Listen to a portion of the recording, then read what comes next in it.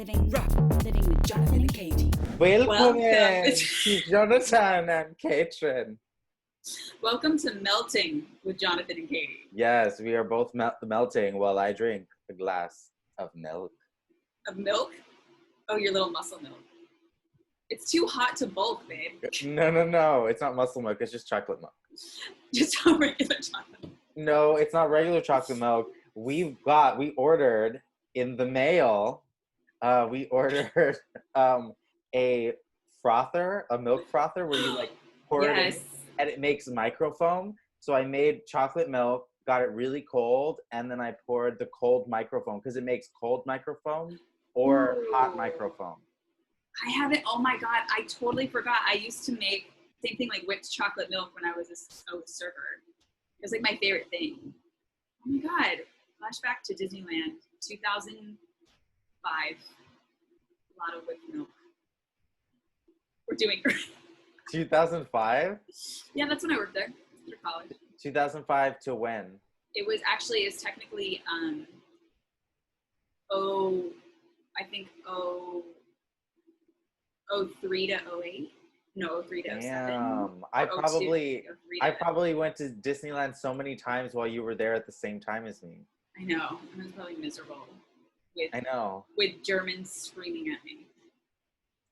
Damn. So you worked there 2003 to 2008?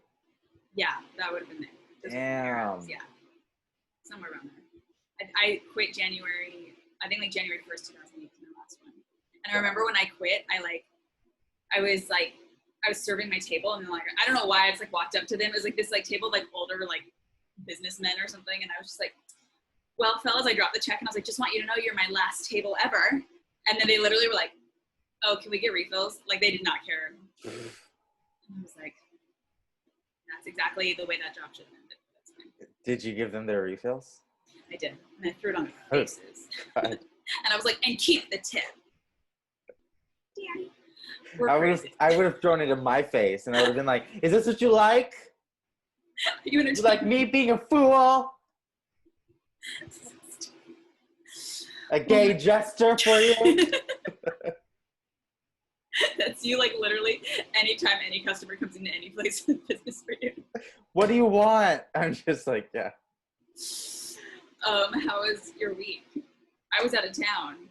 You were out of town. I missed the drama. Yes, I couldn't text you. You were I was unreachable. I was with my financier friends in Fiji again. In order to reach Katy, you have to, like, email her. Yes. Like, it's like 1997. First of all, email my assistant, and then and then she doesn't get back for 7 hours. It's true. Because she's out hiking and anamorphing in the forest. Anamorphing. I can't even tell you how many. Some people saw my stories. I befriended a chicken. I saw cows. I saw like nearly over a dozen deer. I saw a baby rattlesnake. That bitch tried to catch me. Not today. They're dangerous. I saw crawdads in a creek. I saw crawdaddy. Crawdaddy. I went one day. I was staying with my aunt, and she had to work.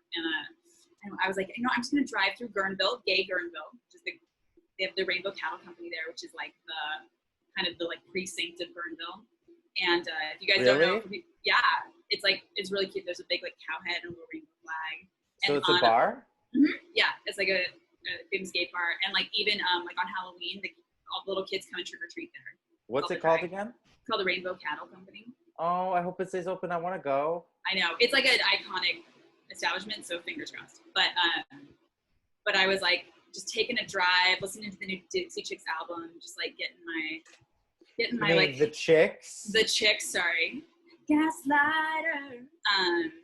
I was just driving the country roads, just being myself, and I full on did pass like a riverbank, and I was like, you know what? Would it be crazy if I just jumped in right now? And I full on like parked. I had my suit on, and I just jumped in the river like Pocahontas. I was like alone. There was literally like moss in my hair, and I was like full like sea witch. And were you singing "Just Around the Riverbed"? Very much. And frankly, I was like dodging river rats, but Ew, river rats. And I'm talking about the human ones. Oh. I thought you just like went in the water and a bunch of rats started to No, they don't swim. And if they did, and if they did, I would take them home for my new collection, my rat skeleton. It'd be so weird that you made the skeleton, like you defleshed it. Just to have a snack. Ew. No, I also, like, for the record, people, I wasn't, like, at a super crowded beach or anything. I found a spot and I jumped in. And that was amazing. And then it was, like, incredibly hot. And my aunt lives 10 miles into the redwoods. And it's, like, high fire danger zone. Like, they've had to evacuate. They've had, like, a redwood fall on a house on the property, like, into the bedroom of the children who live there. Like, terrifying stuff. And then the morning I woke up to leave, I woke up to like basically like a shockwave coming through the forest. It was like insane winds and like insane lightning, and we were like literally it was like the hot air. It sounded like it was like raining, but it was all the like pine needles that were like everywhere. But it sounded like it was like a rush of water down on the house, and it stormed for like 2 hours, and we literally were like inside like terrified, like counting the distance between the flashes and the thunder. And at one point, it was literally like it was like less than a mile away. Like it was upon us. And I felt full on like the scene in Jurassic Park where like they're like in the car and then like T-Rex is coming and like the eye comes into the van and the lightning goes. But it was just Mother Nature, and she was pissed, honey. And I truly had to outwait the storm. And then I was driving away like hell because it was Hades, but other than that, it was great. It was beautiful. Beautiful time. Did you say you had to outwit the storm? No, I had to outrun the storm. Wouldn't that be such a pretentious title? Outwitting the Storm by Katy French. The Katy French story. And it's you being sassy to a storm. But you would love someday you must come because I'm gonna go up there. There's a bear festival up there that I want to go to. In Guerneville, there's this festival called Lazy Bear that they do. And I want to go, and it's a bunch of like bear dudes. On the river on their little floaties. It is truly beautiful. It's like so green and lush. And I also love the name, the Russian River. The Russian. There's also a Russian fort nearby, near-ish, where you can. Now, do you have to speak Russian when you're there at all times? No. Okay. Not at all. Only to the deer. Only the deer understand now. Their native tongue. But no, you would love it one day because it's like totally gorgeous. It just was like insanely hot. But the amount of animals I saw, and then I even went like foraging for wild blackberries. And as I was, there was a cow behind a fence, and it was like furious for some reason. I don't know if you ever like stood next to a full-grown cow that is screaming. Like literally, it was like, like I could feel it in my feet. It was terrifying. And I was like, "Girl, these aren't your berries anyway. Back up, you know." But, so you abused a cow to get the berries? I verbally abused a cow. It was sassing me back, and I was like, "Honey, you're not a storm." You cow tipped? You just like threw that cow over the hill? But yeah, it was overall very lovely. And then came back to the southern. I left the northern heat for the southern heat. Yes. Yeah. Have you been watching any TV? No, we started to watch through the Steven Spielberg canon. So we watched Jaws, which I haven't seen as an adult. I thought I'd be scared, but then I wasn't scared because it's just fake. That's not how they even like attack you, you know. Katie sees too much National Geographic to be scared of Jaws now. It is true. I was like, that's not even a natural like predator behavior. She's like, just like tickle their gills and they'll be fine. Tickle their gills. But do you know that like when you're a girl, like especially a junior high girl who like just got her period, there's like the urban legend that like you can't go in the water during your period because sharks will come. Because they love that virgin blood. Yes. What a dumb piece of shit. But literally when you're in 7th grade, you're like, oh my God, I can't go to like Stephanie's birthday party because it's at the beach. What a trick to make girls be so completely vain and narcissistic, being like, I can't go to the beach. I'm a I'm a virgin who just got her period, so you know I'm a hot commodity in the sea community. Get these little chomps in. How would you genuinely react though? Because I was like reading about, and also like actually great whites have been in the news. They've been circling like Santa Monica. Did you ever see, this was like within the last The 2 Great years. White Nightmare. I'll cut this part out. This is stupid.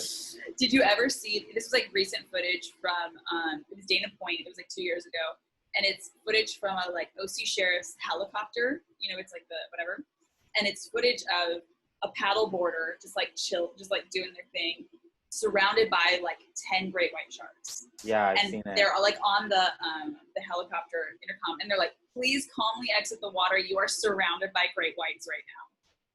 Like, can you imagine? Oh my God. It's like the scariest footage ever. I'd be like, ah! Just like, you'd be like, what do you want me to be, a gay jester for you? What do you want from me? What do you honestly think though you would do in a shark attack?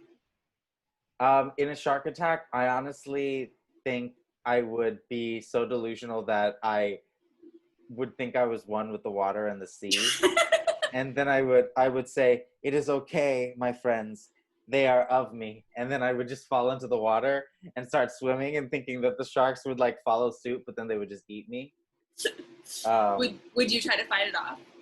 Or would you just let nature take its course? I would say they are of me, and then I would let them eat me. I would like in my mind, because they always say like, what, the nose is the most sensitive part. You're supposed to like punch it. But I'm not good at punching. I would just be like slapping. I'd be like, stop it. Just stop it. Stop trying to kill me. Stop it. On my trip, I saw a baby rattlesnake, and it was scary. Well, it wasn't scary, but it was like it's too young to know, like, to go the other way. And I was like, stop. Go the other way, gross. So was it like really aggressive? It was like, yeah, it saw us, and then it was like literally, because it was little too, and I didn't notice until I saw its little dingleberry on the tail or whatever.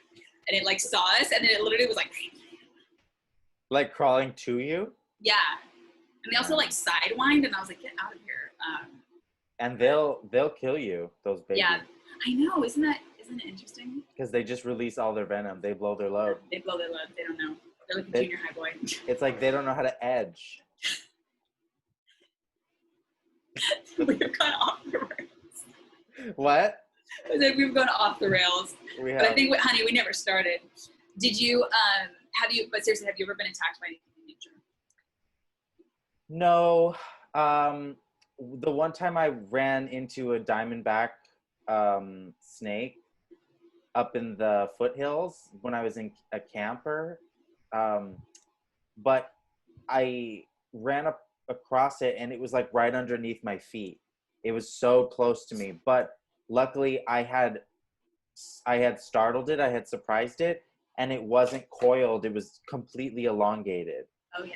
And so because of that, it didn't attack me. And I didn't know at the time that if you come across a snake and it's like completely unfurled and elongated, it is more vulnerable than if it's coiled, because if it's coiled, it's ready to strike. Oh, but yeah. Usually if you come across a snake and it's elongated, if it can, it'll try to flee because it's not in a position to strike. So it'll just try to just get away. So that's what it did. As soon as it saw me, it sped off into the bushes. And I think it's because it was elongated and not coiled. And I think if it was coiled, it probably would have bit me, you know? Yeah. Because I was super close to it. But that's about it. I've been bit by a millipede or centipede. I can't remember the difference between them. In the forest. It like pinched my toe. Because I didn't realize I was like sitting on like a wooden, like forest stump. I was just like probably just like looking at the surroundings, and then it was like, and I was like, what the fuck? And then it went. So that was an attitude. And how bad was that? How bad did it hurt? I mean, it like stung, like it felt like a sting, So I was like, what the hell? And then bees always hunt me. They have hunted me since I was born. I feel like we've talked about this. I got stung like 5 summers in a row. I stepped on a bee. I put my hand on a bee. It stung me at Barnesdale Park like a year ago. And once in the winter, it was cold, and I put my foot in my shoe, and it was in the fucking shoe, and it got me. And do you think it's because all of your blood is colonizer blood? I think that's It's because they see me as a threat because they think I'm another queen. I just think it's so funny to do a character of someone who like politicizes every single thing. It was like, now, do you think your latte burned you because it somehow Your senses ancestors? that your ancestors were colonizers? Yeah. I've also been bit by a fish in the ocean and in the river. Okay, the animals of this earth do not like you. I think actually this means that all white people are aliens. Aliens, they are. I'm trying to think of other wild. Yeah, I think that's it. Oh, and just like a dog bite or whatever. But that was This girl has been bitten, stung, slapped, slashed, thrashed, bashed by every single type of wildlife. by every creature. I was like, there was a snake that almost like bit me, but it didn't because it was too scared. And then you're like, I've been bitten by a fish. I've been mauled by a bear. My face has been ripped off by a chimp. A spider crawled inside me and bit me. I did with the chicken friend I made, because this chicken like follows my aunt around at school, and it like has its own little place. It is so petty.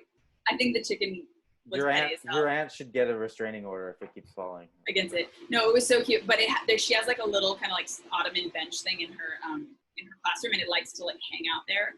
And I was like working on my computer on it, and I guess I was like sitting too far in the middle of the bench and not like over. And it literally like I was working, and then it came up, and it was like to make me scoot over on the bench, and then it hopped up next to me.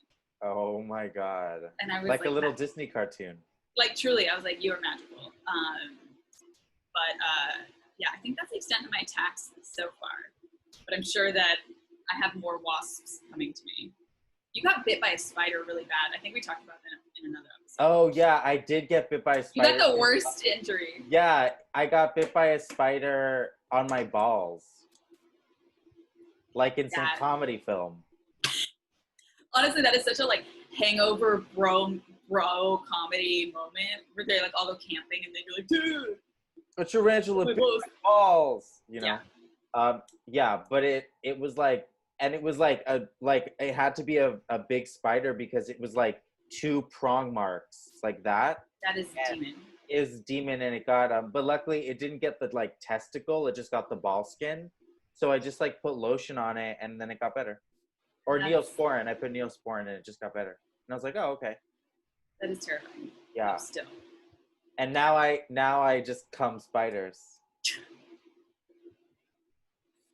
You guys. Spiders. What did you do this week? I didn't do anything. I've just been trying to write my new thing for writing, and survive the heat. Do you have tips to beat the heat? No, I have no tip to get naked. That's what I say. Because every time that I'm clothed right now, it's just like making me loopy. I do wish that I had access to a pool or a yacht. Imagine being wealthy and just being like on a yacht for fun. I know. It would be, that type of lifestyle is like, you can just do whatever you want at any point, you know? Like, you know, Kim Kardashian and Kanye West, they went to the Dominican Republic because the Dominican Republic and Mexico are 2 of the only countries in the world, and I think there's only maybe a few more that are letting Americans still go into the country. So she was like, okay, well, guess what? We're going to have a cool, luxurious Caribbean vacation. So they flew to the Dominican Republic and had this beautiful, like, Punta Cana, like, island resort vacation. And it's like, see, that's the thing about rich people is no matter how bad the world is, they'll always be in, like, the best situation, even in, like, a terrifying pandemic, you know? That is, if I were her, I would, did she, like, advertise that she did that? I would do it, but I wouldn't advertise it. Because then you're like, well, the people will come eat you now. Yes. I don't know if she advertised it, but there was a picture of like the entire family in their white beach resort wear. That's a weird thing. I don't know if it's a rich person thing or a Kardashian thing, but they do a lot of color coordinated outfits. Like it's a lot of like parties. They're like we're all wearing monochromatic blues, and then they all take their weird like vampire layer. They always look like you've arrived to a like feasting of like wealthy people. Yeah, because I think wealth inherently, it's a club. So I do think that there becomes this offshoot of all these like mini clubs of like levels of wealth and breeding and all that type of stuff. Humans, we love to like compartmentalize people into all these little subcategories, you know? Yeah, demon, witch, Exactly. jester. Um, Do you? Yeah. I have been obsessed with 2 TV shows lately. Okay. I watched I May Destroy You. Oh, I need to. I vow to watch that soon. I've heard it's so good. I don't want to spoil anything for you then. I'm just going to say it is really good. Michaela Cole is great. It's really well done. I mean, I think she's a great storyteller. I will say that, but it's intense too. Yeah, you got to be in the mood for it. Yeah. Just take a hot summer night to watch it. Yeah, but it was great though. Like it had so much nuance. I've never seen like this much nuance on this like type of topic before in like television. It's like amazing. Anyways, then I also really love this type of shows, like the opposite of I May Destroy You, which is What We Do in the Shadows. I need to watch. I love the movie so much, and I have so been needing to watch it as well. I'm a fan, especially because I'm upset. I love the cast because they of course like they recast, you know. Cast is great. The 3 vampires are wonderful, but then the one who's like their familiar, their assistant, who plays this character called Guillermo. His name is Harvey Guillen, and he is my new like favorite like person. He's this like fat, gay Mexican American dude from Orange County, and he is like an actor. He seems to come from like the sketch like comedy type of world, but also acting world too. And he is so funny on this show, and he's like one of the like big leads on the show, and it's like amazing to see like this like big gay Mexican American dude on this show. I don't know, just like being super funny, being in this like quirky, weird fantasy comedy. I don't know, it just makes me feel good. Like I really like that, and that he's so talented too. Like I just think he's like my new favorite like comedic person. What's his last name? Guillen. Yen. Guillen, yeah.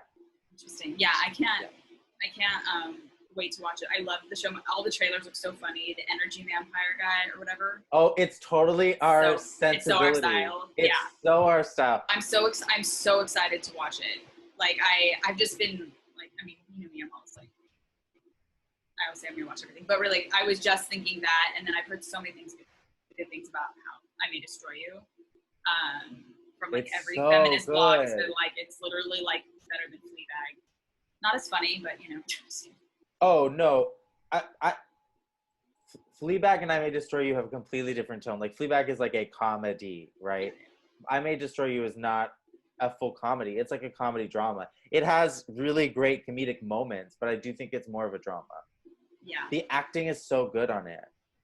Yeah, I'm so sad that she made this show because it was like real happened to her, but I'm sure it's gonna be very powerful for so many women. Yeah. And it's so sad. I know. It's so sad. Are you what are you looking forward to? Just in life and just love. Finishing my script that I'm working on. That's it. Because that's the only thing that I can really control. Yeah. Everything else I can't really control. So yeah. What about you? I think I'm still looking into getting a cat. I think I'm gonna volunteer for the polls, to work the polls. Oh, great. At Spiders Club. We're working polls. Cut this out. I'm horrible. No, I won't. Yeah, no. yeah. No. You're gonna volunteer at the polls. Yeah, because I've heard they need help counting ballots. I don't know if I'll be the little like check-in slut or whatever, but they need young people who are healthy, to do it. So I feel like I demand democracy. Oh, apparently it pays too. I mean, obviously that's not why I'm doing it, but apparently you get like a little bit of stipend or something. Oh, that's nice. So What's up? I mean, it's just such a weird time. I mean, I know everyone's probably saying this on all their podcasts, but it's just so weird to be like, what are you looking forward to? It's like, I don't even know. I'm just looking forward to honestly just getting this year over with. Once we're past January, I feel like we'll know what's going on and what to do a little bit more. I know. I can't, like, I just can't believe it's going to be September. Like, this whole year is just, like, a wash, It's a wash because we've all been trapped in our, like, cages. Like, this year seemed to go so fast, but yet it felt so long, too. You know what I mean? Like, it's just this weird thing. Like, we will blink and it's going to be November. Yeah. That's going to happen, like, really quick. No, it's like mere days away. Which, have you checked that you're registered and active to vote? No. Do so, because people are finding that they're inactive. And, of course, there's some bullshit going on. Trying to like, do that, you have to re-register. Yeah, I like, double-checked today. I'm trying to figure out, like, how to help. The shenanigans that they're trying to pull by, like, just unregistering some people who already registered, or like picking up the mailboxes. Have you seen those things? Picking up the mailboxes all around the country. It is crazy. Never in my 50 million lives did I ever think we would see. And it's like so crazy of all government things, the poor post office. Like, it's because the post office has the power of sending the people's vote. They just want to block the people's vote from coming. They don't want everyone counted because they know that it's just so transparent.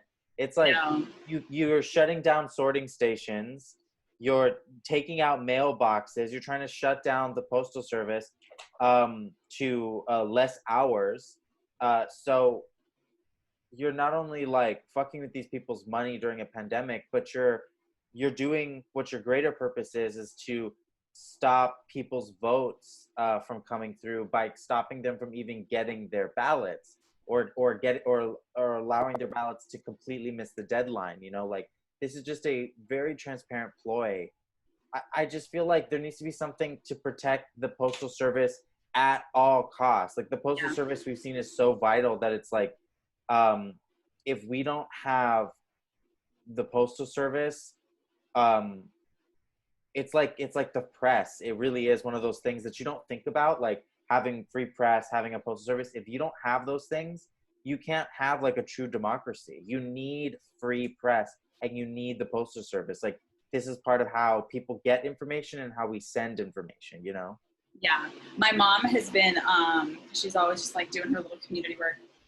But it was a good idea. She was like, she got like a gift card and a thank you note from a post person. I was like, oh, I should do that. Just a little like $5 or whatever, Absolutely. I did order stamps, and they're hip hop DJs. Oh God. Says a lot about you what type of stamps you have. I don't know. It says hip hop graffiti art. The other one says hip hop DJ. It's just so generic. It's literally like a mom was like, they were like, we're gonna design a series in honor of hip hop, and then a mom was like, oh gosh, breakdancing, and make it fun. Got some hip hop stamps for you. I got some hip hop stamps for you, Danny. It'd be kind of fun. It is hilarious though. Honestly, on another episode, we should just go through all the stamps you can get at the post office because they are hilarious. Like literally, some are like the many faces of lilacs, and it's just like still art, whatever. Some of them are like Looney Tunes. It's a lot of fun. I'm trying to think of the most embarrassing one. There were some I was like, I would never send them on my letter. A lot of like it's just like a I don't know, what is it, like some Girl Gone Wild thing? No, it's more just like it would literally be like the colorful world of Jane Austen, and then it's just like God. No, but it's what just about the most like grandma stuff. What about a Sesame Street stamp? That would be cute. That is very cute. That is very cute. I'm trying to think of other ones. We should do a split screen and look at the site on maybe on another episode. But Yeah, so that was fun. That was my purchase. People have been buying post office shirts, but I just think that's a little much, you know? She's like, I support the post office, but I'm not gonna Like, not that much. advertise it. Well, AOC, like, God bless her, she was like promoting like all the things you could get on there, and she was like, and they have Art Deco mailboxes, and one was like, they were beautiful, but it was like a $200 like handcrafted Art Deco mailbox for your mansion, I guess. And Gwyneth Paltrow walks in, she's like, what a great deal. What a fun stocking stuffer. She's like, in all of your stockings, you will find a 72-inch big screen TV and an Art Deco mailbox. You're Art welcome. Deco, my favorite thing. It's just something small for a token, a gesture of appreciation for all my it's service. just, no, she just calls it something for the road. That's what Yeah. she calls it. Can you imagine being that rich? I mean, honestly, I just can't even imagine it. Which means I guess I'll never be it because I'm not manifesting it. But like, I just want an Art Deco mailbox to spare, one for all my friends. If I was super, super rich, like worth like $200 billion, if I was like that rich, every time my friend would come and visit me, I would have their car pulverized, and then I would give them a better brand new car to leave in.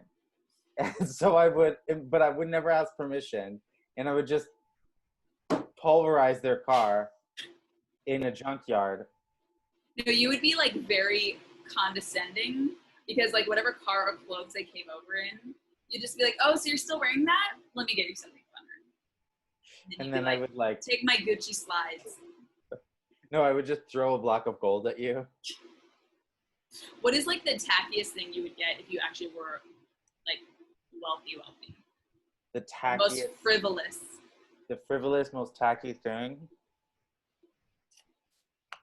Like, do you remember I sent you a closet tour from this rich lady in Texas, and she has like a 2-story closet, and it has like club lights and a disco ball, and it's all like zebra print furry walls. I've watched it many times. Those are the ladies that are like, I always love a little bling. It's always like their little like coffee cup or whatever. Right. I don't know. The tacky, I think I'm just like not that tacky. I would be obnoxious. I would have like a karaoke room, you know. Ooh, that's fun. But it would all just be like lined with like gilded portraits of me, just like singing different songs. That's tacky. Oh, you know what I would probably have that is kind of tacky? I would have like a frozen yogurt machine. That's pretty tacky. That's not tacky. That's very like kid movie blank check. Like, you know, kid movies, they always get rich somehow. But they're always like. But I would be 40 in this situation though. So. How many would you have? Like flavors? Would you be like Willy Wonka style, like just 3? Just 3. Chocolate, vanilla, strawberry? No, frozen yogurt. I would have plain tart, and then I would have Dole pineapple, and then I would have pomegranate. Ugh, disgusting. No, those are very bougie. Pomegranate's fine, but pineapple. It's great. It's very like tiki room Disneyland to me because it's sponsored by Dole, and they give you like little sample drinks or something. Cute. I like pineapple. I am also sponsored by Dole. I don't know. Did I tell you that? Well, while I was gone, I got wrecked by Dole sponsorship programs. You're always just like pulling out a pineapple, like a giant straw. Now, how can we? And everything I write and everything I pitch has to incorporate the pineapple. And I'm like, now, guys, what's really missing though, and I don't know how this comes into, is how to incorporate this pineapple. It's too hot for comedy. It's too hot. Too hot for democracy. It's like the heat makes me feel high. And act high. And look high. All right, guys. Well, until next time. Bye. Living glam, living rock.